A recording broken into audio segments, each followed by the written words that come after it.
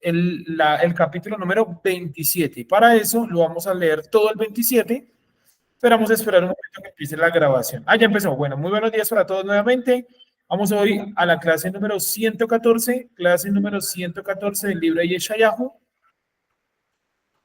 Y que me confirmen, por favor, si están viendo en este momento la pantalla con el documento. ¿Están viendo la pantalla con el documento, amigos y amigas? Sí, señor.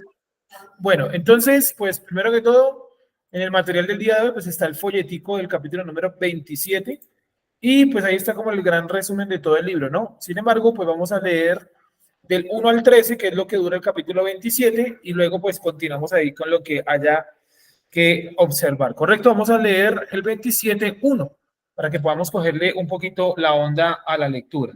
27.1. Saludamos a todos los amigos que nos van a ver en vivo, a los que están aquí presencial, a los que nos van a ver luego en transmisión, a los que van a ver esto luego tiempo después en YouTube. Bueno, ya todos ustedes saben más o menos pues cómo funciona esto de la clase de Isaías y la vida, o más bien el Shabbat, ¿no? De lo que es Centro de Estudios Hebreos Teruá. Los invitamos a todos ustedes a unirse a nuestros diferentes estudios en Shabbat, que todos los estudios son totalmente abiertos y todas las demás clases que existen por ahí. Bueno, vamos a iniciar entonces esta mañana con nuestra temática. Vamos a leer el 27, capítulo número 27 de Isaías, capítulo número 27, versículo número 1, 27.1. En aquel día castigará, vamos a leerlo hasta el 13. En aquel día castigará Yud-Heh-Vah-Heh con espada, la severa y la grande y la fuerte, al Leviatán, serpiente fugitiva, y al Leviatán, serpiente arrebatadora, y destruirá al dragón que está en el mar. En aquel día he aquí una viña de vino rojo, testificar de ella. Yo soy Yud-Heh-Vah-Heh, quien la guarda, en todo momento la regaré. La supervisaré de noche y de día, yo la protegeré. Enojo no hay en mí. ¿Quién pondrá espinos y cardos contra mí en batalla? Yo los pisotearé, los quemaré juntos. Los quemaré juntos. Ya. ¿O forzará a alguien mi protección? Haga conmigo paz. Paz haga conmigo. Vendrá a echar raíces Jacob, florecerá, brotará Israel y se llenará la faz de la tierra con sus frutos. ¿Acaso le hirió como hirió a su heridor o le mató con la matanza?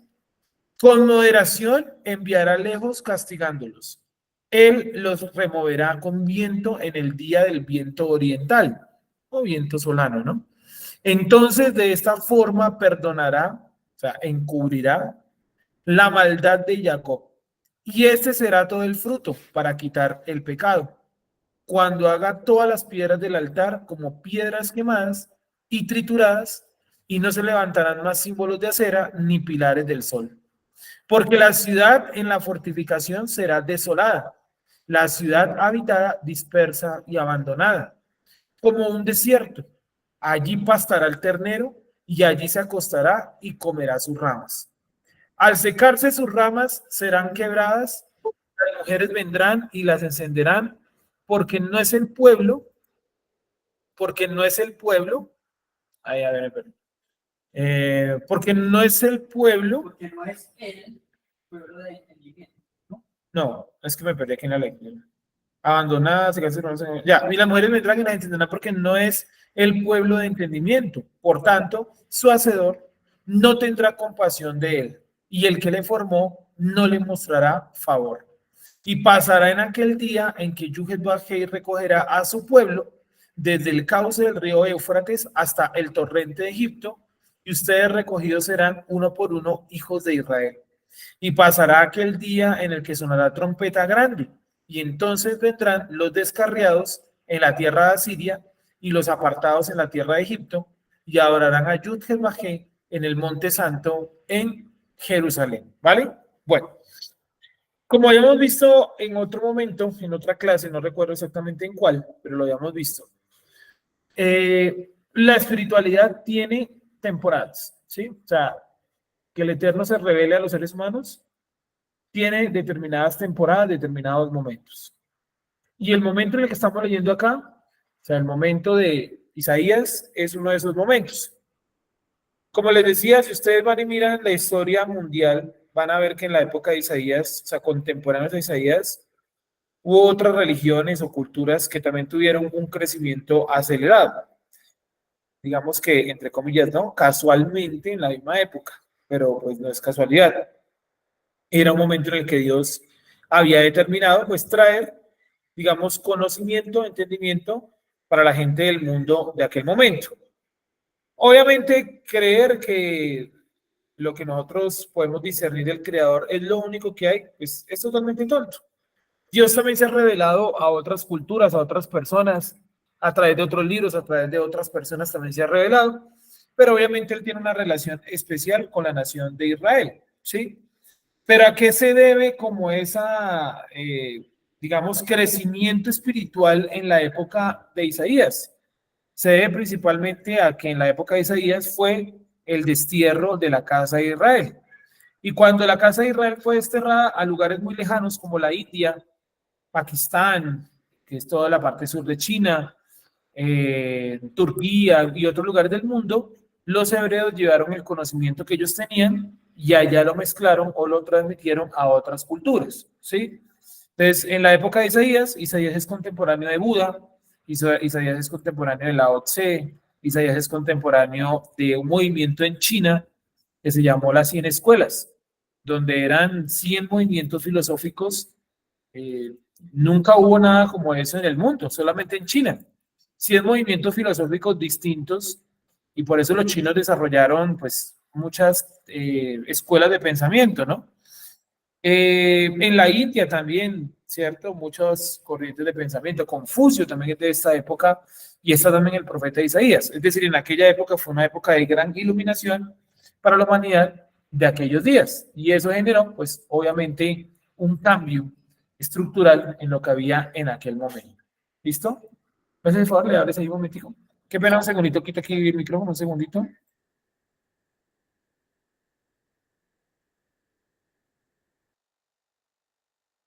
Entonces, como nos podemos dar cuenta ahí, es importante que podamos entender y reconocer pues que esa fue una época dorada, o sea, hubo mucha revelación y yo creo que de cierta manera en este momento pues también hay mucha revelación, hay como ese momento bueno para la espiritualidad, en muchos campos, ¿no?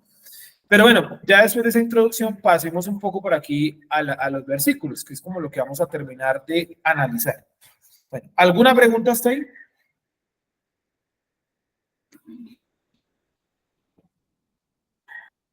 ¿Dudas, preguntas hasta ahí? Todo está claro, ¿cierto? Todo claro por el momento. Listo, vale, muchas gracias. Vamos a ir entonces iniciando. Dice el versículo 1, versículo número 1. Dice, en aquel día castigará Yud-Heh-Vah-Heh con espada, la severa, la grande y la fuerte al Leviatán, serpiente fugitiva, y al Leviatán, serpiente arrebatadora, y destruirá al dragón que está en el mar. Básicamente, tres castigos. Hagámosle por favor a las hermanas. Son tres castigos, tres sujetos distintos. La espada, buenos días, severa, grande y fuerte. Severa, grande y fuerte. Y tres sujetos, ¿no? Tres sujetos que son al Leviatán, serpiente fugitiva, al Leviatán, serpiente arrebatadora, y destruirá al dragón que está en el mar. ¿Listo? Destruirá al dragón que está en el mar. Entonces, tres castigos. Exacto, mira, el Leviatán. Es la serpiente fugitiva y el Leviatán, serpiente arrebatadora. Exacto, o sea, son dos tipos de Leviatán ahí, ¿sí? Ya hemos dicho que aquí no interesa mucho si hay un animal llamado Leviatán, que lo puede haber, ¿sí? De hecho, es probable que lo haya. Pero aquí no está hablando del Leviatán como animal, o sea, sería muy tonto de nuestra parte creer que Dios va a castigar a los Leviatanes, a los animales que realmente vemos, pues, que hoy no tienen, digamos, una gran manifestación en el mundo físico, ¿no? Estos son seres que están representados a través de Leviatanes. Y era lo que yo les decía, cuando la Biblia dice que Yeshua es león de Judá, no es que Yeshua tenga melena y garras, y que ruja. No, es algo, una metáfora, ¿sí o no? Entonces aquí pasa lo mismo, es una metáfora cuando dice que el Leviatán fuerte, es una metáfora. Leviatán fuerte, ¿listo? En aquel día castigará Yuhebahei con espada, la severa y la grande y la fuerte, o sea, 3 tipos de castigos a 3 seres, que son el Leviatán, serpiente fugitiva, al Leviatán, serpiente arrebatadora, y al dragón que está en el mar. 3. ¿Sí lo estamos viendo ahí? 3 seres y 3 castigos. Dice entonces, castigará Yuhebahei con espada, la severa y la grande, la fuerte Leviatán. Bueno, ahora, ¿quiénes habíamos dicho que eran esos 3 seres? ¿Quiénes habíamos dicho que eran los 3 seres? El falso Mesías, el falso profeta y a Satán. Muy bien. Falso profeta, el falso Mesías y Hasatán, que sería el dragón que está en el mar. Sí, el dragón que está en el mar es Hasatán, o sea, el que controla las naciones, ¿no? El mar es un representativo de las naciones. Entonces, ¿cuál es el ser que controla las naciones? Hasatán, ¿sí? Si ustedes se dan cuenta realmente la espiritualidad de todos los pueblos, son pocas las personas que cumplen esa espiritualidad. ¿Me explico? En China la espiritualidad está ligada a el confucianismo o al budismo o al Lao Tse, pero realmente son pocos los chinos que practican eso. Casi todos están dedicados a una vida meramente como material, ¿cierto? Aquí en Occidente el cristianismo, son pocas las personas que realmente cumplen las ideas del cristianismo. O sea, el cristianismo es un tipo de espiritualidad que tiene sus vicios, sus errores y todo eso, obvio, pero son pocas las personas que cumplen realmente lo que el cristianismo propone, ¿correcto? Y si miramos todas las religiones, realmente todas las religiones se mueven más o menos así. En el Islam tiene unos principios, de cierta manera, algunos interesantes, pero son pocos los que cumplen esos principios. Casi todos están basados o en la interpretación de su religión o en una vida meramente material. O sea, en conclusión, gran parte de la humanidad vive una vida material, ¿sí? No una vida espiritual. Porque Dios también permitió que cada pueblo, o le entregó a cada pueblo, una versión de la espiritualidad, pero son pocos los que guardan eso. Por ejemplo, los mexicanos no guardan la espiritualidad de los antiguos mayas, aztecas, ¿no? Haya sido buena o haya sido mala, no guardan eso. Guardan es una vida, ¿qué? Material. Entonces, toda la humanidad dio un giro o ha hecho un giro hacia lo material y todas las religiones se han olvidado de la parte espiritual. ¿Correcto? Nosotros también nos ha pasado eso. La tradición judía y toda la tradición en general nos ha hecho olvidarnos un poco de la parte espiritual. Por eso todos los que han encontrado, por ejemplo, la espiritualidad en el judaísmo, todos los que han encontrado la espiritualidad en el judaísmo, terminan rechazando la tradición judía. Porque ellos saben que la tradición judía, ¿qué es? Es un cascarón. Y ese cascarón hay que romperlo. ¿Correcto? Entonces, espero estarme haciendo entender hasta ahí. Y nosotros estamos en esa búsqueda, vamos hacia allá. Sí, yo siento que Dios nos ha permitido ir avanzando un poco en esa parte de la espiritualidad. Sí, hemos podido avanzar en la parte material, rompimos el cascarón de la tradición y vamos avanzando, ¿correcto? Dice entonces, en aquel día he aquí una viña de vino rojo, testificar de ella. ¿Estamos claros ahí? Testificar de ella. Yo soy Yud-Heh-Vah-Heh, quien la guardo, en todo momento la regaré, la supervisaré de noche y de día y yo la protegeré. O sea, el Eterno está diciendo, miren, yo un día voy a castigar a esos 3 seres, el falso profeta, el anti-Mashiach y a Hasatán. Pero cuando yo los castigue a ellos, ¿qué voy a hacer yo? Voy a proteger a mi viña. ¿Cuál sería esa viña que Dios, el Eterno, va a proteger? Israel. ¿Sí o no? O sea, entiéndase. La casa de Israel y la casa de Judá, o sea, la nación de Israel. Y él dice que él es Yuhel-Bajei, o sea, el creador, y que él la guarda. En todo momento la riega y la supervisa, de noche y de día, y él la protege. 4. Enojo no hay en mí. O sea, si Dios realmente actuara con enojo, nosotros no estaríamos ni siquiera por acá. Esa es la realidad. Enojo no hay en mí. ¿Quién pondrá espinos y cardos contra mí en batalla? O sea, ¿quién puede llegar a pelear contra el creador? Pues nadie. Dice el creador, yo los pisotearé y los quemaré juntos. O sea, está diciendo que estos seres, los dos leviatanes y el dragón, ¿sí? Los dos leviatanes y el dragón van a tratar de hacer guerra contra el Eterno.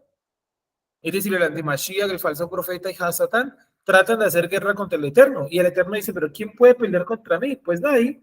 Yo los pisotearé y los quemaré juntos. ¿A quiénes? A esos tres seres. ¿O forzará a alguien mi protección? Volviendo nuevamente a Israel. O sea, ¿Israel acaso forzó a que Dios los protegiera? No. El Eterno, que nos invita a hacer paz con Él. O sea, a cumplir la Torá. Sí, cuando yo no cumplo la Torá, estoy en guerra con el Creador. Por eso hay un texto que dice, creo que es en el libro de Santiago, ¿no? Todo aquel que se constituye amigo del mundo, se constituye o se hace también enemigo de Dios. Está en el libro de Santiago, creo, ¿sí o no? Que ya dijimos en los clases del Nuevo Testamento que el libro de Santiago es un libro supremamente diferente a los demás, es un libro que tiene un toque diferente, es un libro esenio y que tiene una perspectiva diferente de espiritualidad. Los fariseos tenían una perspectiva diferente de espiritualidad, para ellos era un poco más ligado a la tradición. Para los esenios era un poco más ligado al autodescubrimiento y a la reflexión y a la meditación. Yo creo que también cada persona tiene que buscar cuál es el método que le sirve para encontrar la parte espiritual, para que usted no viva ligado a la parte material únicamente, que la parte material pues nos llena de afán, de tristeza, de frustración, ¿verdad? Entonces hay que buscar ese camino a través del cual usted se puede conectar con la parte espiritual. Yo creo que ese salto o ese camino a la vida espiritual pues es lo que nos va a demorar mayor cantidad de tiempo.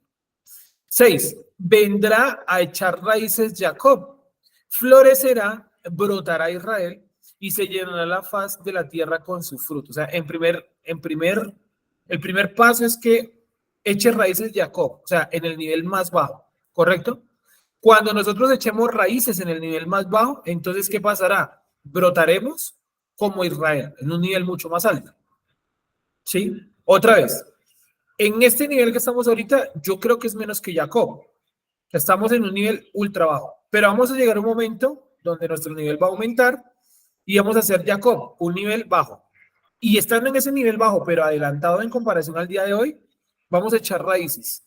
Y luego brotaremos como Israel. O sea, usted no puede llegar a ser Israel si primero no pasa por la estancia de Jacob. ¿Me hago entender?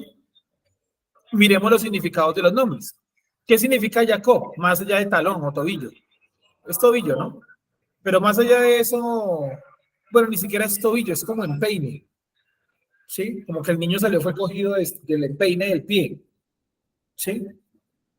Realmente eso es como Jacob, como no es tanto talón o tobillo, por eso hay como esa confusión, ¿no? Si es talón o tobillo. Es como el empeine, la parte que une de los dos. Entonces el niño salió escogido de ahí. Pero entonces pensemos un momento en el significado del nombre Jacob. ¿Qué es Jacob? ¿Qué significa Jacob? ¿Qué saben? Pues busquen ahí en las aplicaciones, no sé, ¿qué recuerdan ustedes que sea Jacob? E Israel también, miren las definiciones ahí y pensemos un poco alrededor de esas definiciones. ¿Cuál, perdón? Usurpador, listo, ¿qué otro significado tiene? Yo he escuchado que es el que lucha con Dios o en contra de Dios, no me acuerdo muy bien, de Jacob. Bueno, Pero no, buenos días. vale, buenos días. Bueno, eso es Israel, ¿no? El que pelea con Dios. Pero Jacob no es eso. Es Israel, o sea, Juan Pablo nos está definiendo ahí Israel, que también es válido, o sea, ahorita lo vamos a ver también, o lo vamos a pensar ahorita más adelante. Entonces miren ustedes el paso a paso que sigue ahí. Cerremos un momento el micrófono. El paso a paso que sigue ahí, ¿no? Primero yo tengo que echar raíces como Jacob para ser Israel. Y ahí es donde está el problema de la gran mayoría de nosotros, que nosotros queremos llegar a ser Sión, que es el nivel más elevado, sin primero ser Jacob y primero ser Israel. O sea, como que nosotros mismos queremos acelerar ese proceso espiritual y eso está mal. Usted tiene que vivir sus etapas espirituales como las etapas de la vida. Si usted no vive, su etapa de infancia, en algún momento de su adultez, la infancia va a volver. ¿Sí? Si usted no vive, por ejemplo, su etapa de adolescencia, en algún momento de la adultez va a volver esa etapa y va a ser perjudicial porque no encaja con su vida. ¿Sí? Entonces, por eso es bueno pues, decirle a los jóvenes o a uno mismo le decían, viva sus etapas. Si una niña de 5 años se está maquillando, no está viviendo sus etapas. Y ya va a llegar el momento de su vida donde tendrá, por diferentes motivos, de pronto, que maquillarse, ¿sí? No a los 5 años. Entonces, vivir las etapas o vivir las estancias es muy importante también en la vida espiritual.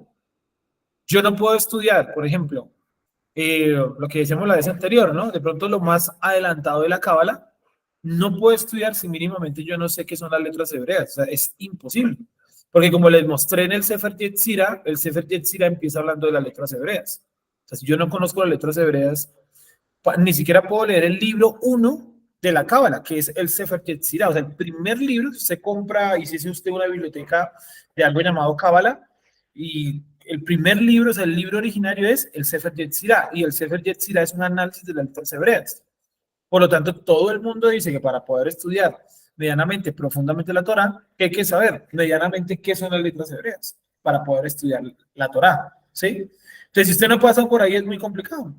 Si usted no lee ni siquiera en español, ¿usted qué va a leer en hebreo? Eso es puro cuento, ¿sí? Si usted, por ejemplo, no lee o no piensa, por ejemplo, en las palabras que dice la Biblia en español, ¿qué va a pensar usted en las palabras de la Biblia en hebreo? ¿Cierto? De la Torá en hebreo. Por ejemplo, yo aquí tengo una Torá, aquí en mi mano, la Torá de Metz, ¿cierto? Y usted aquí pues tiene pues, un montón de información en español. Pero hay mucha gente que se preocupa es primero que todo por lo que dice el hebreo. No, eso es una parte, pero primero preocúpese por lo que dice en español. Sí, cuando la gente me dice, ¿qué Biblia me recomienda? Pues yo siempre más o menos digo, pues esta otra, ¿cierto? Recomiendo como 3 o 4, pero la que usted tiene en su casa también le sirve. Si usted no piensa en la Reina Valera, no medita lo que dice la Reina Valera, pues esa es una estancia, ¿sí? Si usted no lee la de los testigos de Jehová, que está por acá también, la de Dios habla hoy, pues son estancias, hay que pasar también por esa estancia. Entonces, primero que todo tenemos que echar raíces como Jacob. ¿Qué es Jacob? Ahora sí, ¿quién lo encontró por ahí? ¿Quién lo vio? Buenos días. Buenos días. Jacob dice que Dios prevalece con Jacob. Dios prevalece. O sea, está con Jacob. ¿Pero qué significa el nombre Jacob? ¿Qué significa el nombre Jacob?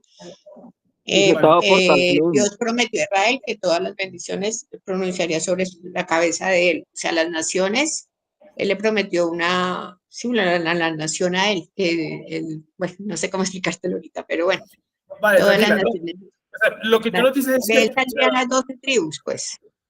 Vale, sí, lo que tú nos dices es cierto, sin embargo, pues, o sea, es cierto, el contenido que nos dice es cierto, pero no es como la definición de Jacob, ¿no? Que es lo que estamos buscando. Darío, ¿qué es Jacob? ¿Qué viste de pronto por ahí? ¿Qué es Jacob? Ya vamos con Claudia. Dame un segundo, mi amor. Hola, Sergio, buen día a todos. Hola, buenos días, Darío. Que el nombre Jacob representa que él nace sujeto a su hermano mayor por el talón. Vale. Claudia Osorio, te escuchamos. ¿Qué será? El significado de Jacob es suplantador. Gracias, suplantador, ahora han dicho por acá, ¿cierto? Muy similar, sin embargo, pues no es lo mismo, ¿no? Gracias, Claudia, muy bien. Seguidor, aquí también Janet nos dice que es seguidor, ¿sí? Aquí en el chat de Google Meet nos dice que es seguidor y tú también encontraste que es seguidor, vale. Jacob es suplantador, ¿sí? Y la palabra Jacob significa algo así como el fuera de lugar, como estar en un lugar equivocado, ¿sí? Como que yo estoy en un lugar equivocado. Y por eso Jacob siempre estaba en un lugar equivocado, el personaje llamado Jacob. Estaba en un lugar equivocado cuando fue hasta Harán, ¿cierto? Estaba en un lugar equivocado porque él termina ya es por un error de su madre y de él, ¿cierto? Estaba en un lugar equivocado cuando Isaac lo iba a bendecir porque él no era Esaú. ¿Sí? Estaba en un lugar equivocado. Y constantemente Jacob a lo largo de su vida va a estar en lugares equivocados, en situaciones equivocadas. Por ejemplo, lo de sus hijos, ¿no? Lo de Joseph estaba en un lugar equivocado. ¿Nunca se han preguntado por qué Jacob no fue a mirar a sus hijos? ¿Para qué manda a Joseph? Siendo el hijo menor. O sea, Jacob también es responsable de lo que le pasa a Joseph, porque lo expuso con sus hermanos, sabiendo él ya que la cosa venía un poco caliente, tensa. O sea, él también le faltó, pues como todo ser humano, ¿no? Que a veces en nuestra vida también nos hace falta en muchas situaciones, inteligencia, sabiduría.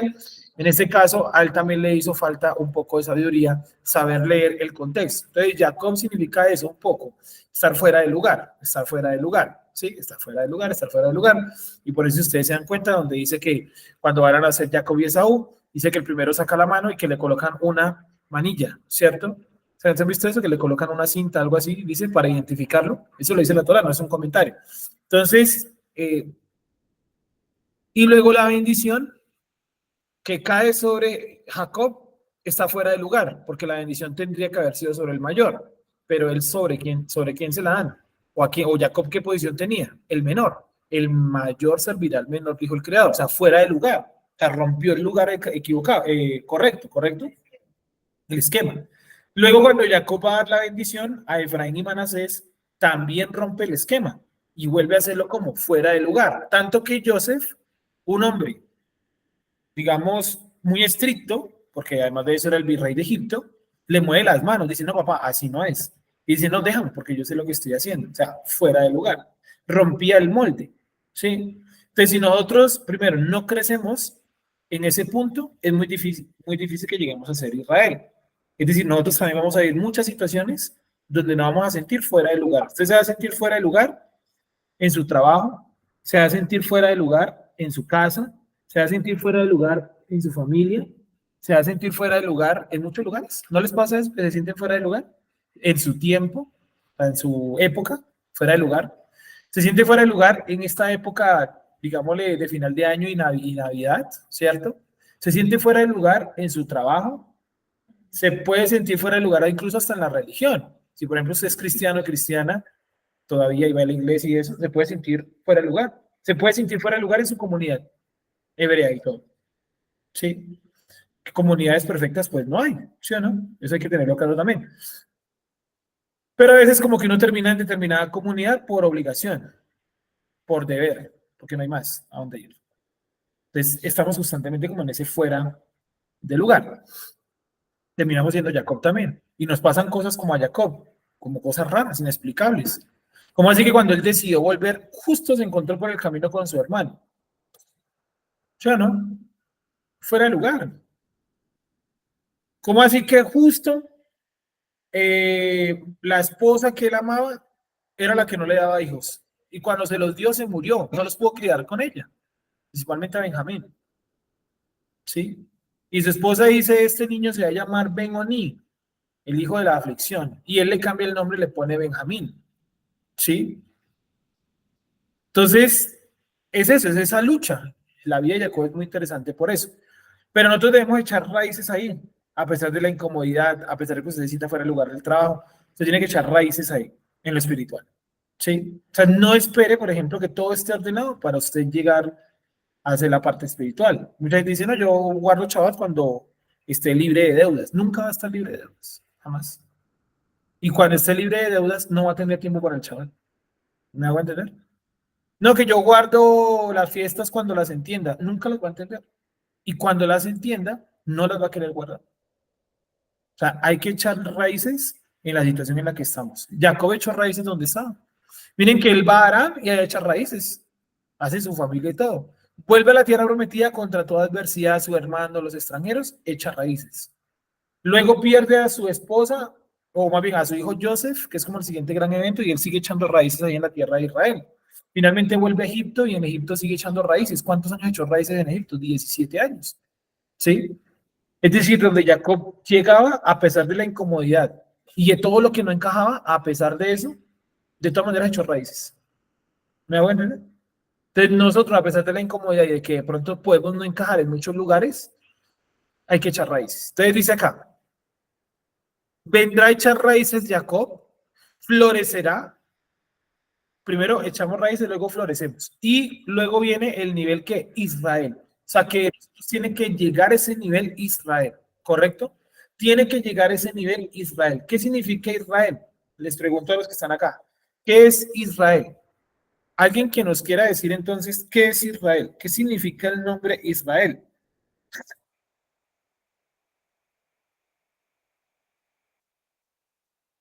Tiene que ver con Dios, porque la palabra él, Dios, ¿no? Y la palabra Isra, Sergio, yo tengo dos posiciones respecto al nombre de Israel. El primero es que Israel es un nombre que está separado, apartado para Dios. Y la segunda Sí, es que, estudiando un poco más el nombre de Israel, es que dentro de la palabra Israel están los nombres de los patriarcas. Entonces, es un nombre sí, que también tiene una profundidad pues que nosotros no conocíamos, porque en las palabras de Israel está el nombre de Isaac, de Abraham, de Lea, de todos los patriarcas y patriarcas. Entonces es un nombre que de verdad que tiene una profundidad muy amplia, ¿sí? Entonces vale, muy pues bien, tengo yo ese entendimiento del nombre Israel. listo. Muchas gracias. Él gobernará, dice la aplicación. Él gobernará. Bueno, ¿qué más significa Israel? El que pelea con Dios, ¿se acuerdan de eso? Por ahí lo habían dicho ya, el que pelea con Dios. Bueno, ese nombre pues tiene mucho significado porque la palabra Isra o Yisra es muy amplia, ¿sí? Puede ser gobernar, puede ser pelear, ¿sí? Y si fuese gobernar sería él gobernará con Dios, ¿sí? O gobernará con Dios o como Dios, bueno. Y bueno, tiene sentido, ¿no? Porque de todas maneras el gobierno mundial va a ser con Israel, o sea, el Eterno haciendo uso de Israel, ¿correcto? Entonces, si yo primero no he hecho raíces como Jacob, difícilmente puedo llegar a ser Israel. Entonces, viva sus etapas espirituales. Sí, hay que reconocer en qué nivel está uno. Si usted es una persona que está iniciando, pues es una persona que está iniciando, punto, no tiene nada de malo. Por ahí tiene que arrancar, ¿cierto? Si usted es una persona que, por ejemplo, está ya avanzada, adelantada, pues es una persona que está avanzada, adelantada. Si usted, por ejemplo, no comprende qué es la Trinidad, pues tocaría ponerse a estudiar qué es la Trinidad. Si usted no entiende, por ejemplo, qué es la elección, hay que estudiar qué es la elección. Es decir, usted tiene que mirar cuáles temas comprende o no comprende. ¿Sí? ¿Me hago entender? ¿Qué temas comprende o no comprende? Y a partir de eso, pues ir estructurando su conocimiento y su saber. ¿Me hago entender? ¿Sí? ¿Tenemos alguna pregunta hasta ahí? Entonces dice acá, versículo número, no me perdí, allá, 6, vendrá a echar raíces Jacob, es lo principal, florecerá, brotará Israel. Para que nosotros lleguemos a ser ese, el que gobierna con Dios, el que pelea con Dios, primero hay que echar raíces en instancias previas, ¿no? Una de las principales raíces a las que hay que echar, pues es, por ejemplo, todo lo que tiene que ver con las doctrinas básicas. Si yo no conozco las doctrinas básicas, según el libro de Hebreos, no soy ni siquiera un niño espiritual. Sí, y vemos que en Hechos capítulo número 15 dicen más o menos lo mismo, que hay unas cosas básicas por donde iniciar. Yo no puedo iniciar el primer día por, no sé, las leyes de Shabbat según el judaísmo. No, me vuelvo loco. Sí, hay que empezar por lo menos para entender. Y en cambio, el sábado, llamémosle sábado en el primer nivel, por domingo. Eso es lo principal. Ya luego usted va estructurando de ahí para allá. ¿Sí? Que finalmente es la manera como hay que enseñarle también a los niños, ¿no? En una forma ordenada, ascendente, lógica, lineal, que esté unida uno con el otro. O sea, yo no le puedo decir a un niño de 1 o 2 años, decirle, no, pues hay que guardar chaval. No, pues es muy complicado. Toca aterrizarle un poquito más la información, y a los 3 años hay que aterrizar la información, y a los 4 ya se le va avanzando, y a los 5 se le va avanzando, y a los 6, ya a los 20 años ya no se le puede decir lo mismo, ya hay que decirle algo que esté, pues, conforme a su tiempo de estudio, ¿no? Entonces brotará Israel y se llenará la faz de la tierra con sus frutos. Realmente nosotros no hemos llegado a ser Israel. O sea, nos podemos llamar Israel y la tierra se puede llamar Israel y el Estado se puede llamar el Estado de Israel. Pero realmente si nos ponemos a pensar, nunca hemos sido Israel. Por eso Jacob, pues siguió utilizando el nombre Jacob. ¿Sí? Nunca hemos sido Israel porque nosotros nunca hemos peleado con Dios, o sea, en el sentido de compañero, ni tampoco hemos estado en compañía de Dios o no hemos gobernado con Dios. Ese nivel no ha llegado. Y miren lo que dice acá lo dice claro. Vendrá a echar raíces Jacob, florecerá Israel y se llenará la faz de la tierra con sus frutos. Hoy en día la faz de la tierra no está llena de nuestros frutos. Tenemos un enemigo peor, o mayor, más que peor, un enemigo mayor que no es el ateísmo, no es tampoco otra religión, es una, o sea, otra religión como el cristianismo, no son esos nuestros enemigos, nuestro enemigo es uno solo, y el principal, ¿cierto? Es un sistema que invita a la gente a lo material por encima de lo espiritual. Ese es el enemigo. Y eso, bueno, podría ser una religión también. Pero si ustedes se dan cuenta, el trasfondo de todas las religiones tratan de decir que lo material no es lo importante, pero nadie lo cumple. Sí, los budistas dicen eso, que hay que renunciar a lo material. Los hindúes también. Los Tao, ¿cierto? Todo lo del taoísmo, Lao Tse, ellos también dicen lo mismo. De hecho, de todos son muy interesantes. El cristianismo también trata de decirlo, el catolicismo también trata de decir más o menos lo mismo, ¿no? El problema es que nadie lo cumple, porque es muy fácil yo como cura decir, bueno, renuncien ustedes a lo material. Y él en tremenda Volkswagen, ¿cierto? Lleno de lujos, porque el Papa sale los domingos a decir su, ¿cómo se llama? El Dominis Patris, no sé cómo se llama, bueno, su cura, su misa de todos los domingos, y él ahí siempre habla de renunciar a lo material y que hay que darle más importancia a lo espiritual. O sea, como mensaje chévere, pero como aplicación no, porque ya sabemos que por más de que él se siente en una silla de madera, el Vaticano no practica nada de eso de renunciar a lo material. El Vaticano tiene un montón de oro, tiene un montón de piezas de arte, tiene un montón de dinero y el cual no lo utiliza para ayudar a los demás. ¿Sí me va a entender? Por eso Juan el Bautista, ¿qué decía? El mensaje de Juan el Bautista, el trasfondo, ¿cuál es? Reubicar lo material. Entonces decía que tiene dos, que regale, ¿qué? Una. No cobres más de lo que te está permitido cobrar. O sea, es una administración de lo material. Y el mundo actual en el que vivimos tiene una religión, llámelo sistema económico, político, lo que sea, que gira alrededor de la parte de lo material. Y entonces tenemos ahí en el mundo el socialismo, el capitalismo, ¿cierto? Y en el capitalismo, pues en teoría cada quien tiene lo que quiera tener, en teoría, ¿cierto? O a través del trabajo. Pero en el socialismo dicen los tipos, no, tener mucho está mal, ¿cierto?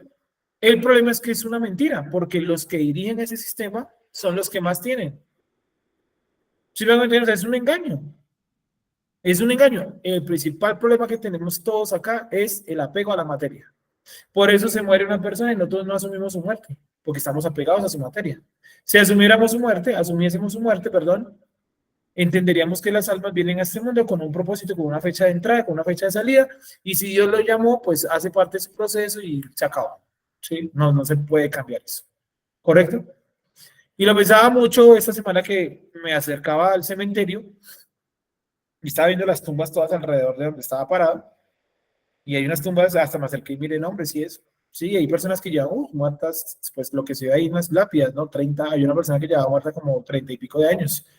Y la tumba era la más arreglada de todas. ¿Sí? Entonces yo decía, pensaba para mí que los familiares de esa persona están pues muy al pendiente de su tumba, ¿no? O sea, se nota que lo visitan mucho. Entonces me llevó a la pregunta, ¿por qué lo visitarán tanto?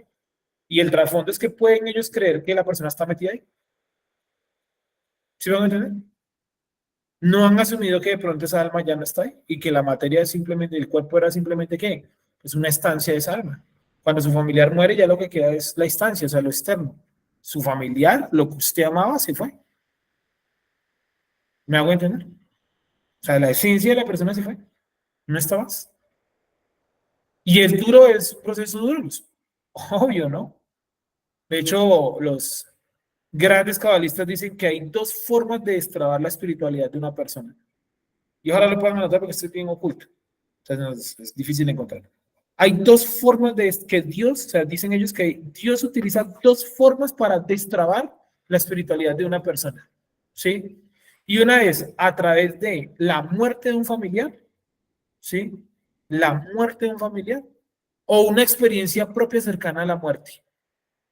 O sea, por ejemplo, que usted lo hayan secuestrado y lo hayan amenazado de muerte y por cosas del creador usted sobrevivió. Esa es una experiencia que a usted le destraba la espiritualidad. Eso dicen los grandes sabios de los estudios de la Torá, que son dos estrategias que Dios utiliza para destrabar la espiritualidad. Repito, la muerte de un familiar y una experiencia suya cercana a la muerte. La personal. Destrabar te refieres a de pronto tener una más cercanía con...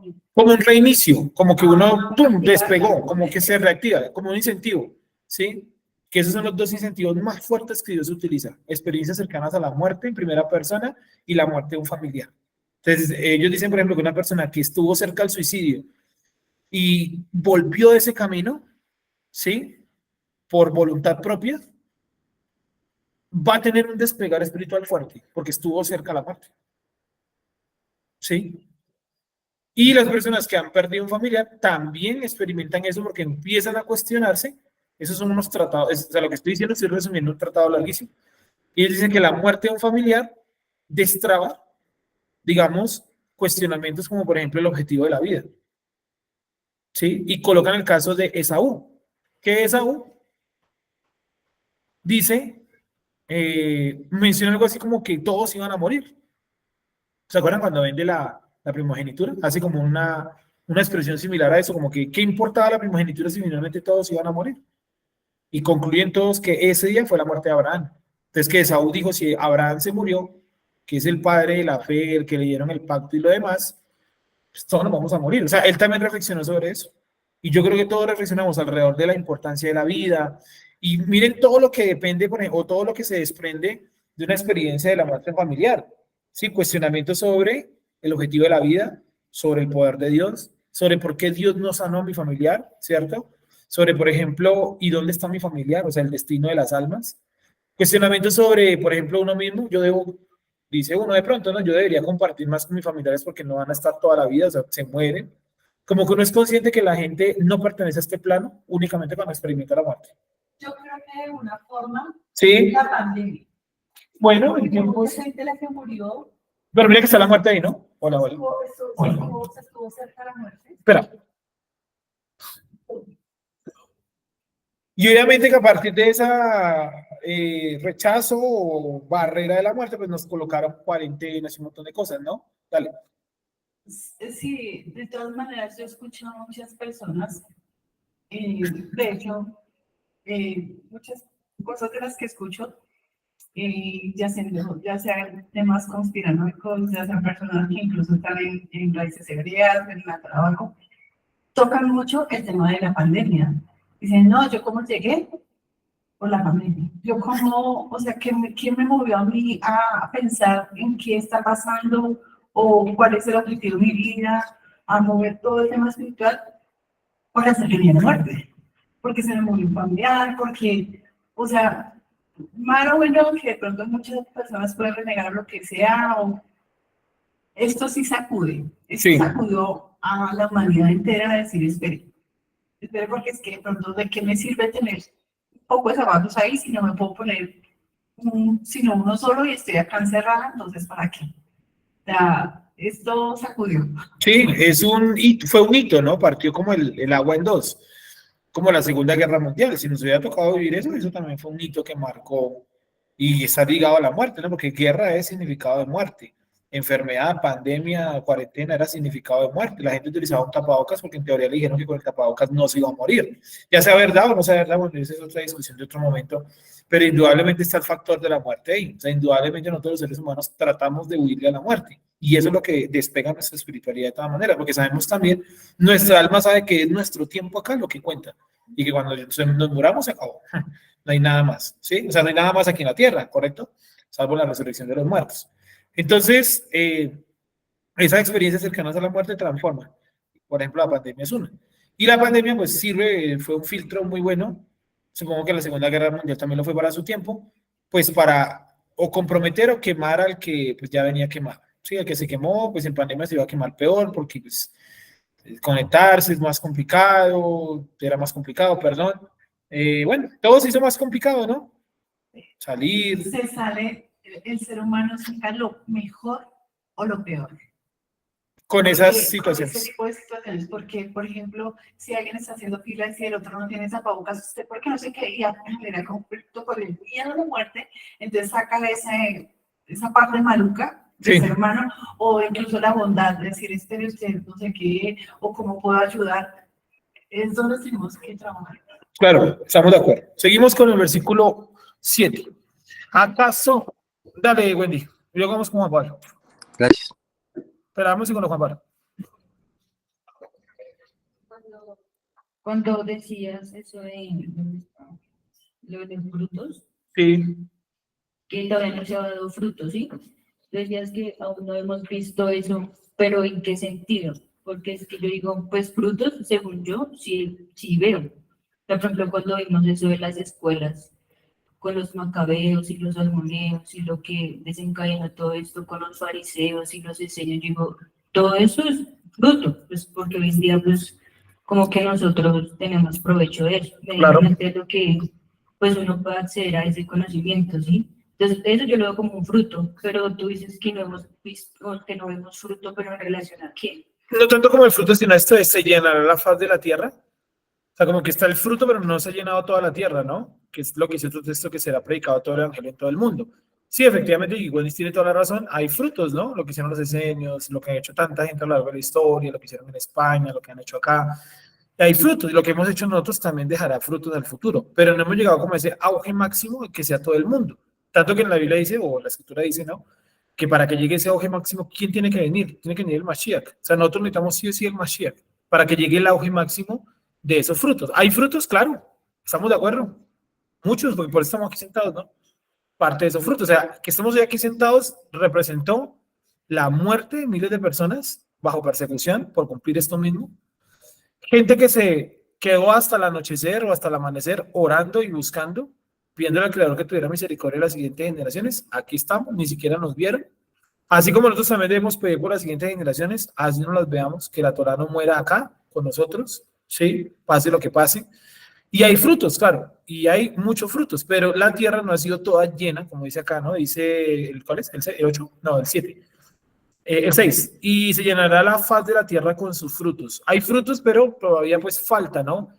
Y es porque lamentablemente pues Israel, en los momentos que tuvo lucidez, creció y luego Dios vino, colocó pruebas, situaciones, lo que decíamos anoche, ¿no? Que cuando vino la prueba, lamentablemente muchas veces esa prueba terminó el auge de la Torah en algunos lugares. Sí, pero fruto hay, claro, hay, estamos de acuerdo con eso. No toda la tierra está llena, pero hay mucho fruto. Juan Pablo, te escuchamos, como una voz. Sí, sí, buenos días. Con relación a lo que mencionabas, hace poco vi una experiencia en el lugar donde yo trabajo, que ya una señora, pues, de edad, ¿no? Se subió al ascensor, yo iba bajando, y un momento ella se empezó a atacar a llorar, pues, de una forma como muy desconsolada, ¿no? Entonces, pues estábamos dos personas ahí dentro del ascensor, pero pues digamos que la otra señora no sabía qué hacer, y a mí pues me nació, ¿no? Abrazarle y decirle que pues que se calmara, ¿quién que le podía ayudar? Entonces ella me dijo, no, es que no sé cómo decirle a mis nietos que su abuelo se murió. Y me dijo, pero dígame dónde hay una capilla. Yo necesito rezar, orar. Yo sí, claro, con gusto ya la acompañó a la capilla, pues la señora lloraba de una manera muy desconsolada, que de verdaderamente como a la otra persona a mí nos dio como pues no pesar, sino como ese sentido de como que embarrada que esto pase, ¿no? A pesar de que uno ve eso todos los días donde uno trabaja, ¿no? Y cuando yo ya la llevé a la capilla, pues sinceramente yo desde que bajé no sabía qué decirle, porque a veces uno sabe si lo que diga uno puede embarrarla o es mejor guardar silencio.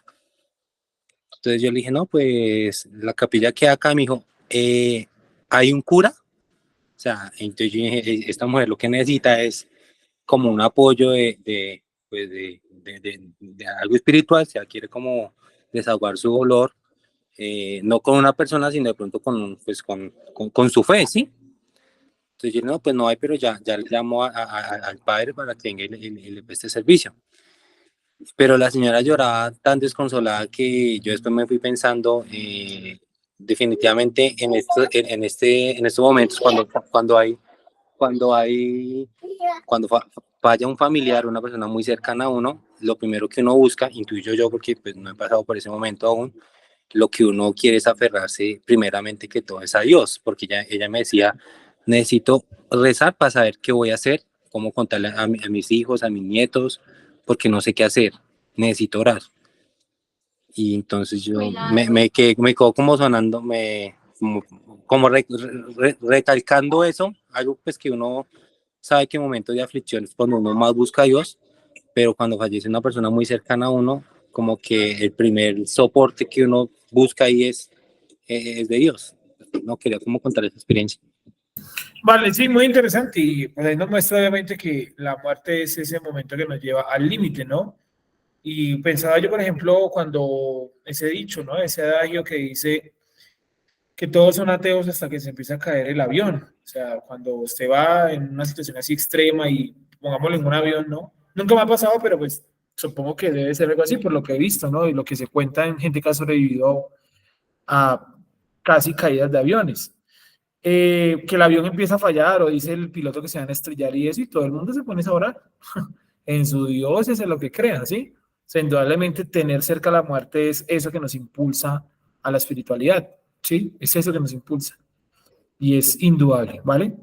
Entonces dice, como una enfermedad, ¿sí? Cuando uno le dice una enfermedad, tiene por ejemplo cáncer, no es tanto el cáncer, es el peligro de la muerte, ¿sí? De hecho, yo creo que la mayor parte de los enfermos de cáncer no están tan preocupados por el cáncer, sino, o sea, por la definición de cáncer o qué es un cáncer, dónde está, sino la posibilidad de muerte. Eso es lo que preocupa a todo el mundo.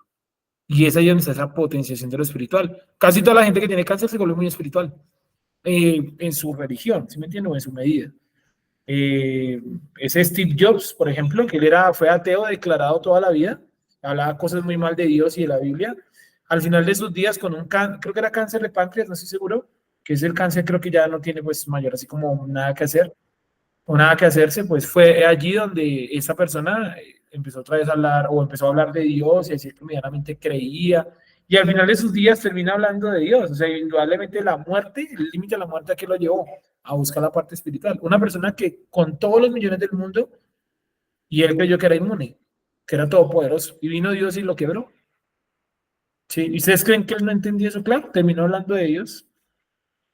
¿Me hago entender? El límite de la muerte. Señora Lina, ¿nos va a decir algo o se le levantó la mano sin querer?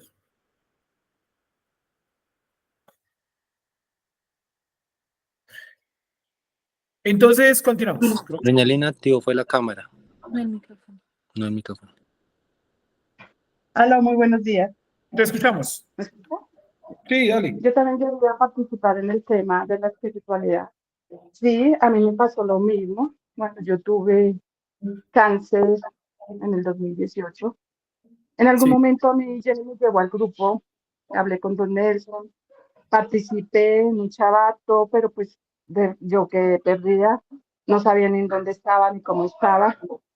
Pero ahí empecé a entender, o sea, yo ya de pronto no iba mucho al grupo, pero oraba, hacía mis oraciones acá, me arrodillaba, todo, sí, es miedo, pero no es el miedo a la enfermedad, sino es el miedo a la muerte. En ese momento yo sentí mucho, mucho, mucho miedo. Pero mi espiritualidad fue acercarme al grupo. Ahí yo ya entendí muchas cosas más, leía más, trataba de entender más, porque yo era sumamente católica. Yo era de las personas que todos los domingos estaba en misa, todo. Y a mí esta enfermedad me ayudó a acercarme al grupo. Era eso lo que quería participar.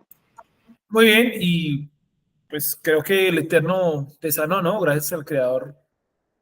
La sanidad siempre viene del Creador, ¿no? Algo muy interesante es que la palabra medicina y la palabra meditación vienen de la misma raíz, ¿no? Ahora que dices oración y eso. Y es que uno se preocupa mucho, y es así, debe ser así. Uno se preocupa mucho por su salud física, ¿no? Que es la parte de la medicina. O sea, te duele una mano, te tomas algo. Así sea o sea, si no, de pronto medicina de farmacia no, ¿no? Fármaco no, o sea, químico no.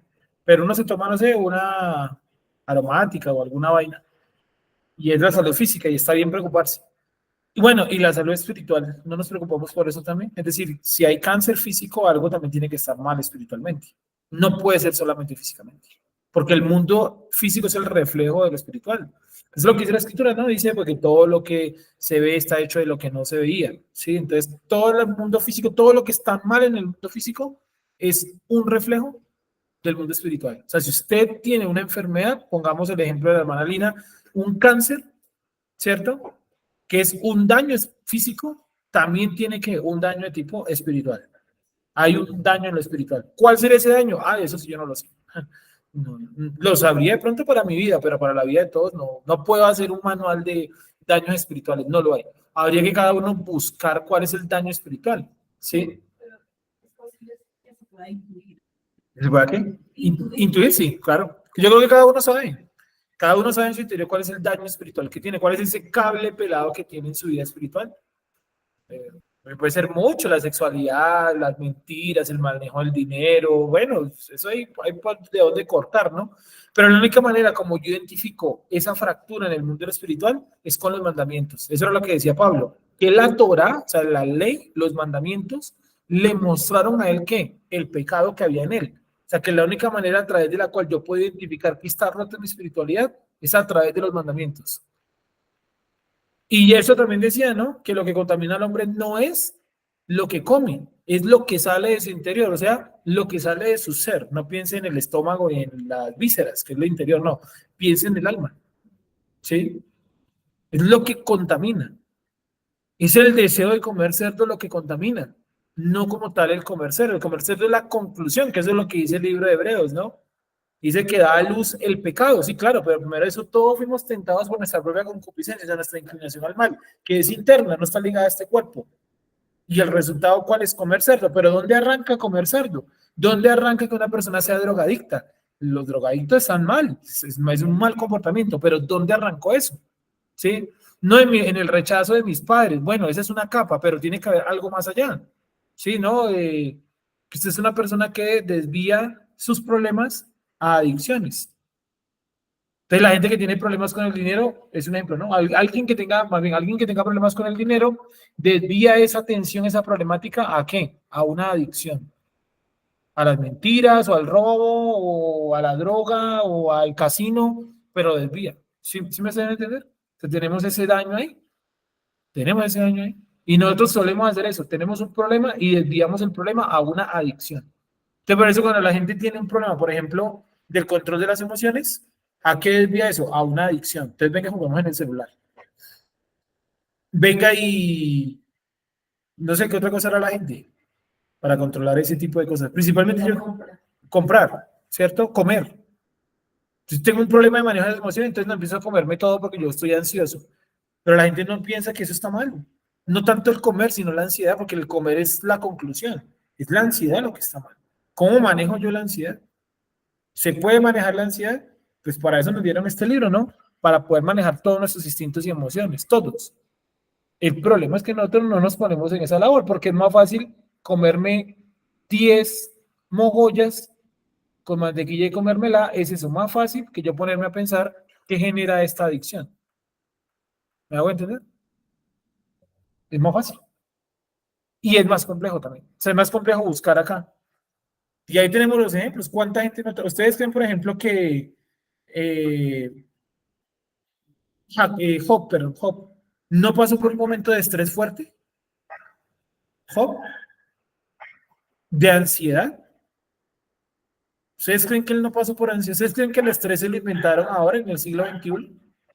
Tal vez lo llamamos estrés, pero eso ha existido desde siempre. ¿Cómo hacían los antiguos para dominar eso? ¿Sí? Por ejemplo, en China, que me parece interesante, no lo colocaría como ejemplo, pero digo, ellos cogieron por ahí. Para ellos el control de las emociones, ¿cuál es? La práctica de los deportes de pelea. Sí, para los chinos. Entonces ellos tienen un montón de artes marciales.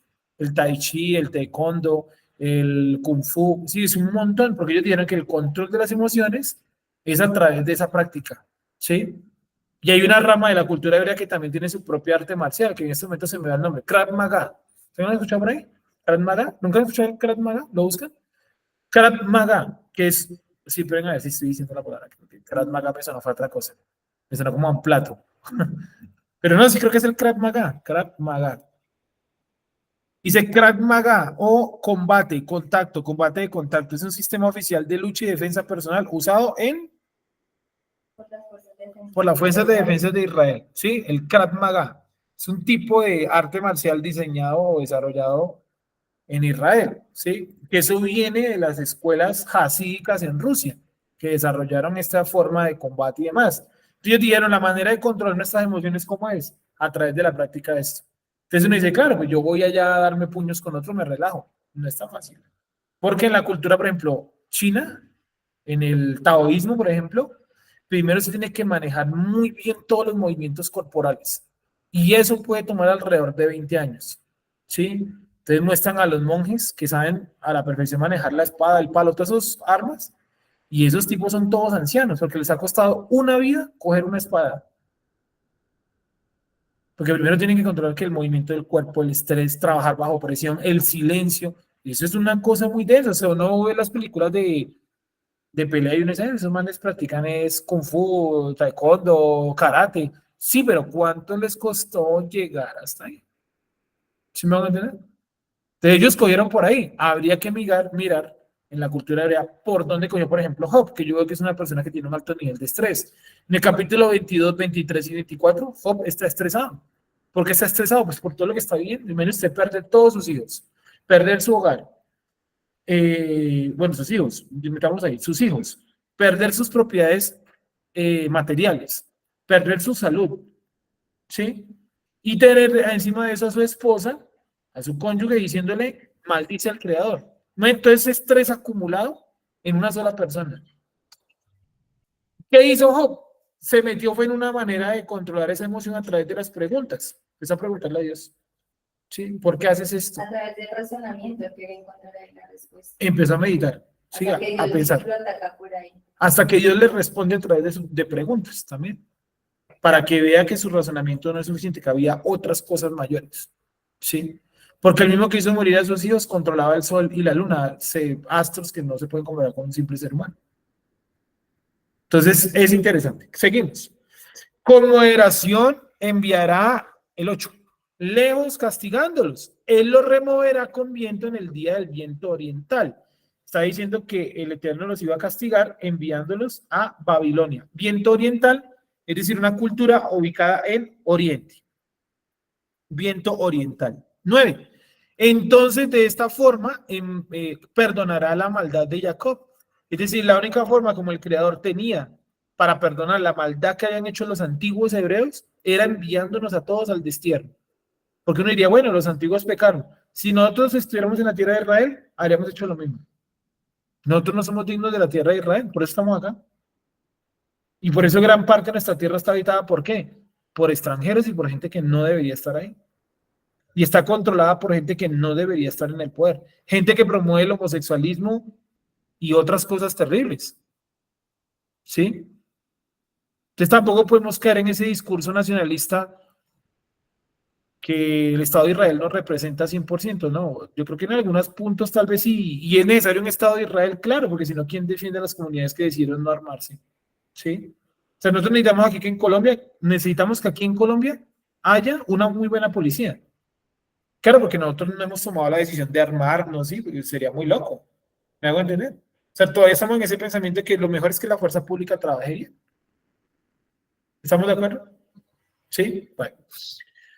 Entonces tiene que haber un Estado de Israel, claro, tiene que haber un Estado de Israel, porque si no, ¿quién protege a los hasídicos que ellos no empuñan un arma?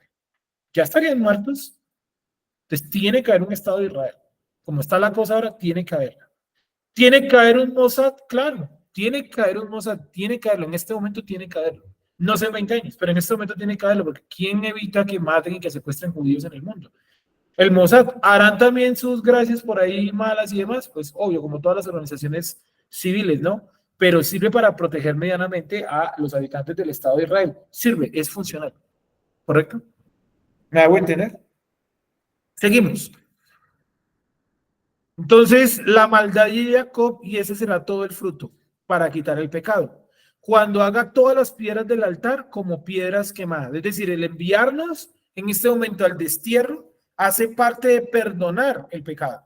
Pero quitar el pecado únicamente va a venir cuando el Creador destruya las piedras del altar. ¿De cuál altar? Del altar del falso Mashiach.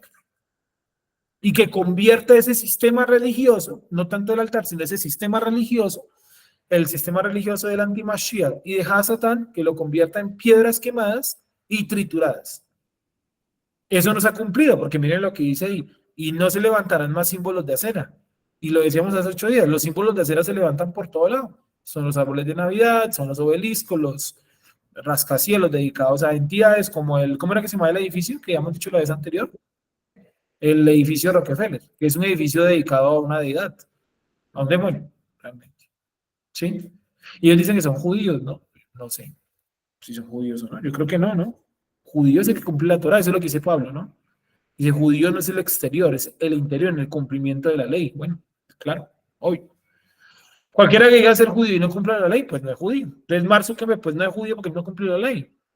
Dice, no, pero es que él sube fotos guardando Shabbat. No, abriendo Shabbat, que es diferente a guardar Shabbat.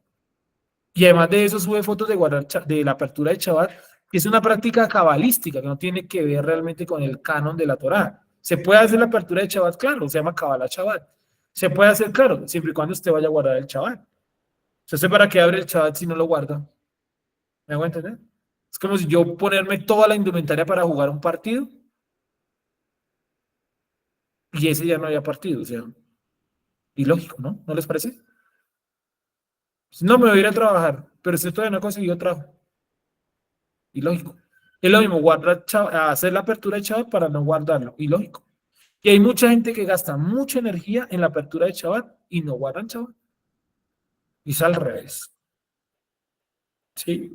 Yo tenía una conocida que nos hablaba, me escribía de Argentina hace unos años, hace como unos 3 años, y la persona empezó con las raíces hebreas y lentamente íbamos pues como en las preguntas y eso, se conectaba mucho a las transmisiones, pero pues como todo, ¿no? Llegó un punto donde pues cogió su camino también y empezó a estudiar tradición judía, y un día después me escribió también y me decía que había dejado de guardar el Shabbat, y íbamos bien, sí, lastimosamente, y que había dejado de guardar el Shabbat porque en la comunidad donde iba, judíos mesiánicos, le dijeron que las mujeres tenían que hacer el jalá, el pan del Shabbat, y que si ella no lo hacía, Dios no veía con buenos ojos el Shabbat, ¿sí?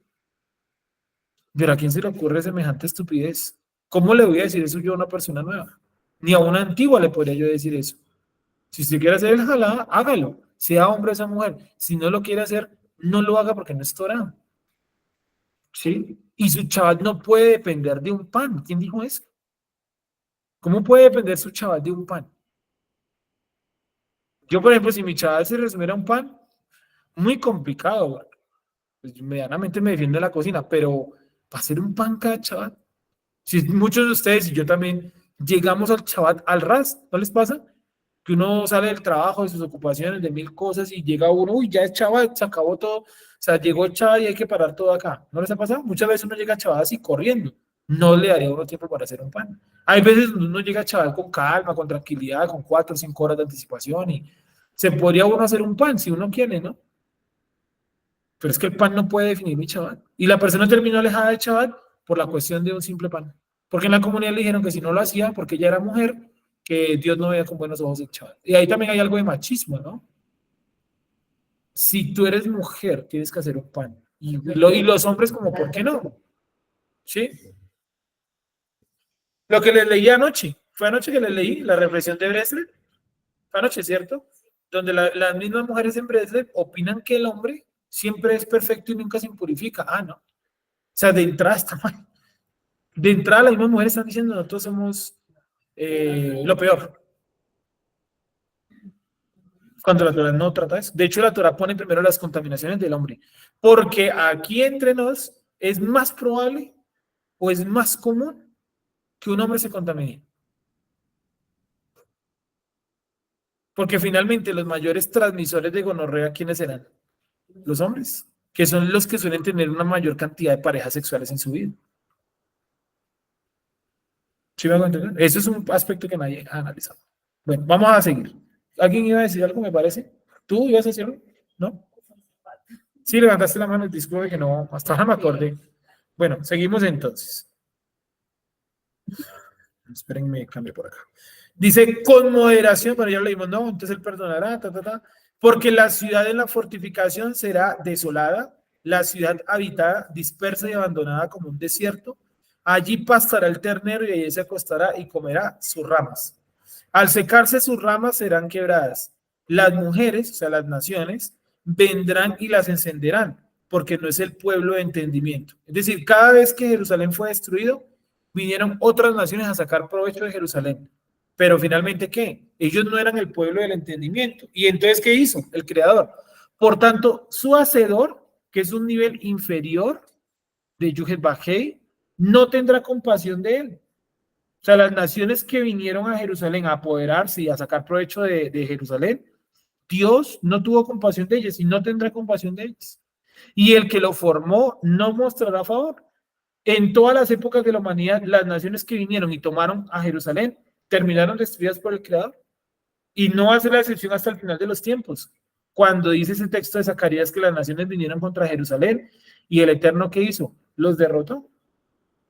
Todas las naciones que vinieron contra Jerusalén, Dios las termina destruyendo. Llámese como se llame. Ahí tenemos una, los musulmanes. Dios también un día los va a derrotar o los va a destruir. Bueno, seguimos. No mostrará favor. 12. Pasará en aquel día en que Yuhet-Bajé recogerá a su pueblo desde el cauce del río Éufrates hasta el torrente de Egipto. O sea, la promesa de darle la tierra prometida a los escogidos. Y ustedes recogidos serán uno por uno, hijos de Israel. Esa es una promesa. Nosotros vamos a ser recogidos uno por uno, sin importar dónde estemos ubicados, dónde estemos dispersos. Él nos va a recoger uno por uno y nos va a colocar a vivir en la tierra prometida que va desde el río de Egipto hasta el río Éufrates. ¿Sí? Y 13. Y pasará aquel día en el que sonará trompeta grande. O sea que eso es un ¿qué? Yom Teruah. Trompeta grande. Y entonces vendrán los descarriados de la tierra, perdón, los descarriados en la tierra de Asiria y los apartados en la tierra de Egipto. O sea, aún la gente más alejada que haga parte de la nación de Israel, Dios la va a restaurar. Y adorarán a Yuhet-Bajé, ¿en dónde? En el Monte Santo. ¿Cuál es el Monte Santo? No es Sinaí, es Moriah, en Jerusalén. Por eso dice, adorarán a Yuhet-Bajé en el Monte Santo.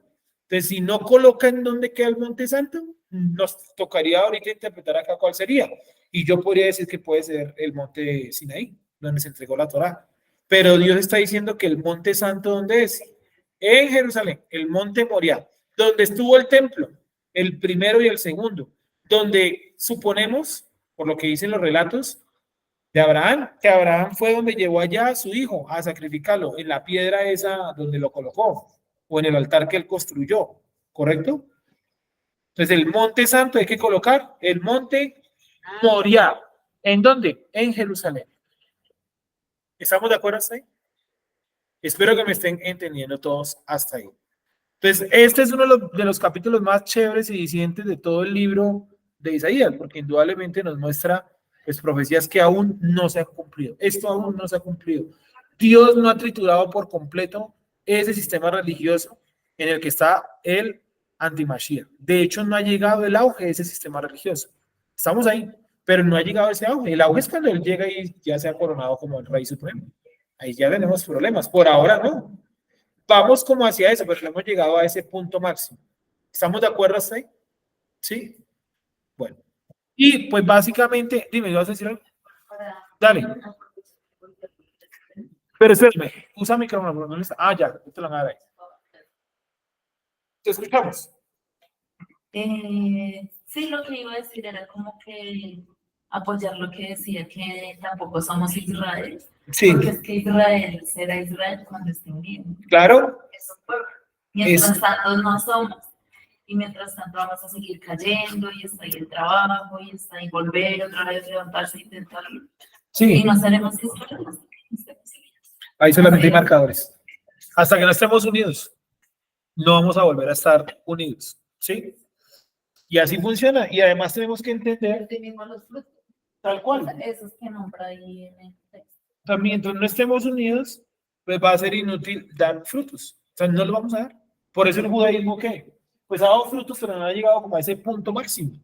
Y digamos que Sí. esos frutos pues tienen que ser así, pero no son los del contexto del texto que estamos leyendo. Tal Son cual. A nivel de toda la tierra. A nivel global, de todo el planeta. Entonces, ese punto pues no hemos llegado. Y acuérdense que Dios va a triturar ese sistema religioso del anti-Mashiach, que está ahí creciendo. O sea, ha crecido con nosotros en todas las épocas. Todos los hebreos crecieron al lado de ese sistema del anti-Mashiach. El sistema del anti-Mashiach, ¿cuál es? La antitorá. La antitorá. ¿Se acuerdan que dice los indoctos y el hombre de pecado? Los inconstantes. Hay uno que dice el hombre de pecado, pero hay otra palabrita ahí que utiliza que es antitorá. O sea, que ese sistema que es antitorá, las fiestas de esta época son antitorá, no están en la Torá. Y además no buscan al Dios de Israel. Esto es nórdico. Es una mezcla de cosas nórdicas con otro montón de cosas. Lo que hacen es como ahogar como tal el mensaje que está en la Torá de guardar las fiestas. Claro. Lo ahoga, es una buena palabra. Lo ahoga porque la gente, como decíamos anoche, no, cree más en lo que la mayoría cree. Así sea una mentira, porque la mayoría lo cree. Y porque socialmente nosotros somos personas muy incómodas. O sea, todos los que estamos acá somos personas incómodas. Somos, Jacob, somos incómodas. ¿Por qué somos incómodas? Porque la gente nos mira y no sabe si decirnos feliz año. Ya eso es una incomodidad. La familia manda mensajes de feliz año y como que, no, como que se lo manda a uno como por respeto, como por si acaso. ¿Sí o no? Usted sale, se encuentra un amigo, le dice feliz año y para uno es incómodo. Para mí es incómodo. A esta altura ya es incómodo. Hace pues, 10 años pues no lo era. Pero ahora es incómodo porque hay un montón de cosas en la cabeza y uno dice, no, pues es el año nuevo. Y uno que responde a un feliz año. ¿Sí? Uno ni sabe qué responder. No, no sabe ni qué responder. Es supremamente incómodo. Sí, es supremamente incómodo. Es supremamente incómodo. Fechas como el 1 de enero y el 25 de diciembre, donde uno sabe que eso ya fuera es un peladero, no se ha conseguido nada, es incómodo porque uno trata como llevar su vida normal, pero uno sale y es un montón de gente borracha, tirados en el piso. Y en realidad la mente se siente diferente. Claro, porque es un ambiente, es una fecha incómoda y porque nosotros somos incómodos también por ese contexto. ¿Sí? Es incómodo. Entonces, eso hace parte de todo eso, de Jacob, ser incómodo, estar donde no, como que estamos en un lugar equivocado. ¿Correcto? Entonces, pues ya ahí terminamos el capítulo 27. Rápidamente, creo que alguien por aquí nos había levantado la mano. Darío, ¿nos vas a decir algo para concluir?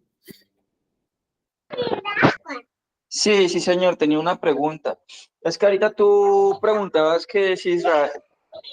Espérate, mi amor, espérame que estoy hablando. Quería preguntarte si Israel como nación actualmente representa el sentir pues como de un pueblo, de alguna manera por decirlo, porque pues yo escuchaba a un judío que decía pues que el Estado de Israel era un Estado sionista que quiere pues como controlar pues como la tierra que el Eterno prometió, pero que lo está haciendo a la fuerza, ¿sí? Como quien dice que el Estado sionista de Israel, entre comillas, porque pues no estoy de acuerdo con ese término, pero lo digo porque lo escuché, es que el Estado sionista de Israel está tratando de estar en la tierra a la fuerza, cuando realmente el Eterno manda que Él viene, siempre y cuando el pueblo de Israel esté en el exilio. O sea, ellos están viviendo pues como en el exilio y por ende están en contra de las políticas. Ya va, mi amor. Está en contra de las políticas y está en contra como de la filosofía, pues como ellos dicen sionista, porque están tratando de tener a la fuerza, pues, apoderarse de la tierra que el Eterno, pues, prometió de otra manera que el pueblo tiene que estar en el exilio para poderla recuperar y que el Eterno la va a recuperar. No sé, quería preguntarte si eso es cierto, si eso es falso, eso tiene algún fundamento. Vale, bueno, eso lo hablamos un poquito en unas clases, bastante de hecho, en unas clases que hicimos del Estado de Israel y Palestina, y efectivamente Darío, bueno, la palabra, como tú dices, estás citando algo que alguien dijo, no que sea directamente tu idea, la palabra sionista está muy mal usada, porque de hecho la Torá y el Tanakh nos invita a ser sionistas, cuando dice, por ejemplo, vamos a orar a Sion, ¿sí? O sea, hay que definir el sionismo, ¿correcto? ¿Qué pasa con el sionismo? Hay sionismo político y sionismo espiritual. Yo me considero un sionista espiritual y yo creo que la mayoría de ustedes pues también, ¿no? Porque todos creemos lo que dicen las profecías de Sion y sabemos que ese es el mayor nivel. Pero el sionista político ya es una fuerza que trata de, como tú lo dices, tal vez a la fuerza y de manera no torá de dominar algo que de pronto el creador no nos quiere dar. Porque realmente es eso. El creador, si el creador nos quisiera en la tierra prometida, ya no lo hubiera dado. Pero, y los mismos judíos, y nosotros sabemos, los no judíos, pero que hacemos parte de la nación de Israel, sabemos muy bien que volver en este momento a la tierra de Israel, primero es imposible por nuestras fuerzas. Y segundo, la pregunta sería, ¿para qué? ¿Para qué vamos a volver a la tierra de Israel si no sabemos ni siquiera cuál es el nombre del creador? O sea, es muy complicado ahorita yo meterme en esa vaca loca y vamos a volver todos a la tierra de Israel. No es mi papel porque es algo que va a hacer el Mashiach. ¿Y cuándo lo hace? Una vez que quite el sistema del anti-Mashiach. Por eso dice que destruirá el sistema, acá lo vemos, y luego dice, y traeré a los hijos de Israel, porque ahora con ese sistema ¿para qué? Es una pérdida de tiempo. Entonces, efectivamente, pues el Estado de Israel causa mucha polémica y hay que entender, Darío, y era algo que yo explicaba mucho ese día, y hay que entender que el Estado de Israel no está administrado por la Torá, porque el Estado de Israel te promueve en la Constitución todo lo que tiene que ver con los homosexuales. Y eso no es Torah. Sí, y esa noche lo vimos. O sea, miramos que entre la política de Israel que está el apoyo a los homosexuales, por eso hacen marchas en Jerusalén. Y eso es una transgresión grave contra la Torah. Entonces, conclusión, el Estado de Israel debe existir hoy, sí, por asuntos de seguridad de la gente que está allá y que decidieron no armarse, ¿sí? Y que guarda Torah. Pero para lo demás es muy cuestionable el papel del Estado de Israel. Eso lo dijimos esa noche, ¿no? Y decíamos que yo, por ejemplo, particularmente, yo no comparto muchas cosas del Estado de Israel porque no son Torah. Sí, tomo la misma posición, pero ahí a decir que por esa razón yo apoyo a Palestina, no, eso es otro costal. Sí, eso no No, tiene nada. no, claro, eso sería otra posición, ¿no? Pero Exacto. no apoyar a Palestina, pero pues si de pronto eso que yo escuché de que de pronto Israel, pues que debe estar en el exilio para que el Eterno, por medio de Mashiach, pueda venir o regresar en su segunda venida, si eso de cierta manera, escuchándolo de un judío ortodoxo, sí es verdad, o sea, sí tiene sentido que sea Claro. verdad lo que él dijo, ¿sí? Todo el sentido del mundo, porque además de eso, la tierra, según las profecías, va a ser recuperada por el Creador. O sea, en las profecías nunca aparecemos nosotros volviendo a la tierra de Israel. De hecho, en Deuteronomio lo dice, en el extranjero, en el exilio, tú volverás a la Torah. Y entonces yo, dice el Creador, te llevaré a la tierra prometida.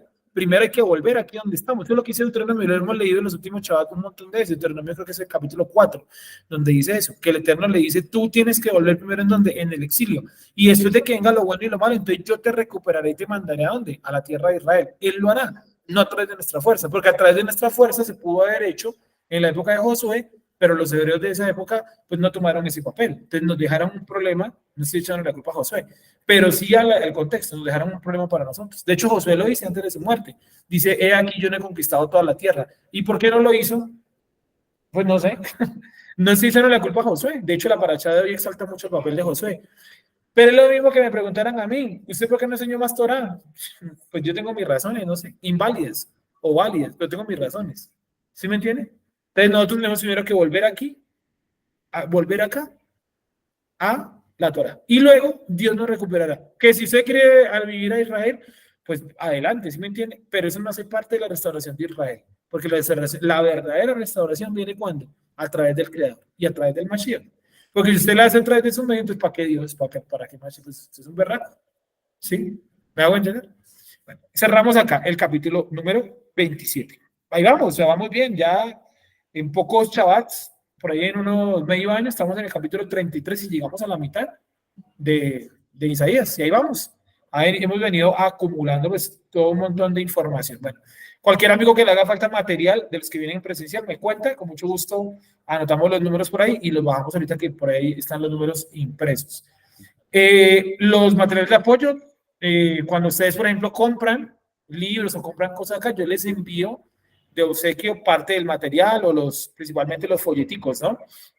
Que el material pues obviamente es grande, es largo, entonces pues tiene un costo ahí de impresión, ¿no? Y bueno, terminamos entonces recordándoles que antes de hacer nuestra oración, el día 31, o sea, mañana y el día 1 de enero, vamos a realizar 2 clases, voy a colocar por aquí, voy a compartir por aquí la imagen, se van a llamar algo así como, esperemos que se me olvidó cómo le colocamos, guía práctica para estudiar Apocalipsis. Es un paso a paso, sí, es una clase muy detallada, donde vamos a ver más o menos qué elementos debe tener usted en cuenta para estudiar el libro de Apocalipsis. Es bueno saber esto porque a veces es un desorden y no se entiende ese libro y la gente mete ahí, le gusta mucho el tema, pero no saben nada. Bueno, entonces es de pago libre, o sea, no tiene un costo específico, es a través de la SEDACA, cualquier monto, no importa, hace parte de la SEDACA. Listo, yo no me voy a poner a mirar montos, no me interesa. Sí, es simplemente para que podamos estudiar el 31 y el 1 de enero, de 7 de la noche a 9 de la noche, como lo hicimos el 24 y el 25, se llama Guía Práctica para Estudiar Apocalipsis. Sí, están unas diapositivas, está chévere el material para que nos quiera acompañar en eso, ¿vale? Algunos de ustedes durante la semana me enviaron de pronto la SEDACA y eso. Tome la clase porque hace parte de la SEDACA, o sea, no es desde ahora, sino, digamos, de lo que nos han ayudado en la SEDACA, ¿correcto? Entonces, los esperamos el día 31 y 1 de enero en esas 2 clases, el día domingo mañana y el día lunes, que es festivo, en el estudio de esa guía práctica para estudiar Apocalipsis, ¿correcto? Hoy en la tarde tenemos la clase de taller de hebreo, ¿no? Desde las 2 de la tarde los esperamos en el taller de hebreo y luego a las 4:30 tenemos la parasha de la semana. Entonces, los que están todavía en casa o los que vienen en camino, no olviden por ahí echar en la maleta, en los archivos, yo qué sé, traer la hoja de Bereshit, porque vamos a seguir mirando ahí Bereshit, porque hay mucho por mirar, ¿vale? En la clase del día miércoles vimos mucha cosa de los valores numéricos y eso. Hoy vamos a profundizar un poquito en eso también en Bereshit, ¿correcto? ¿Alguien tiene alguna pregunta hasta ahí? Sí, yo. Buenas tardes. Buenas tardes. Yo quería preguntarte si ya finalmente pudiste subir el material de lo de Kabbalah, las clases. Sí, señora, ya se subieron todos los audios, todos los videos quedaron. Falta de subir la parte escrita, algunos, pero ya se subió toda la parte de la diapositiva y toda la parte de los videos. Pero ahí quedó todo está. Ok, muchas gracias. Es que no me sale a mí. Ok, muchas gracias. No te preocupes. Y también las clases del Nuevo Testamento también quedaron ahí subidas. ¿Sí las vieron los que tomaron el curso? Aunque fue bien interesante, hay que luego pues, ver otras, ¿no? De pronto en el otro nivel de Kabbalah incluimos otras 2 del Brit Hadashah para llevarlas ahí a la par. Bueno, oremos, démosle gracias al Creador. Los esperamos en Shabbat entonces. Que se conecten. Vamos a orar también por la salud de nuestra hermana Beatriz, que estuvo por ahí también hospitalizada un par de días o un día y estuvo pues bastante delicada. Oremos también por su familia, oremos también por cualquiera de ustedes que esté atravesando un momento de salud complicado, momentos económicos que para final de año pues muchos de pronto llegan sin contrato, se les acaba el contrato, muchos de pronto trabajaron hasta ayer y ya queda como esa incertidumbre para el año 2024 en el calendario habitual, ¿cierto? Los que ejercen labores de pronto por temporadas, ¿no? Hay mucha gente que de todas maneras saca provecho de estas fechas y vende ropa y eso está bien, porque hace parte de lo comercial, ¿no? Entonces también pues viene un año complejo, aquí en Colombia va a estar complejito como en todo lugar, pero bueno, confiamos en el Creador y hay que orar y darle gracias al Creador por lo que nos ha tocado vivir y por donde estamos. Nunca se han preguntado por qué Dios nos colocó en Colombia, o sea, porque acá y no allá en Israel. ¿Por qué no nacimos allá en el barrio judío ortodoxo? Dios nos tenía para acá. Bueno, vamos a ver.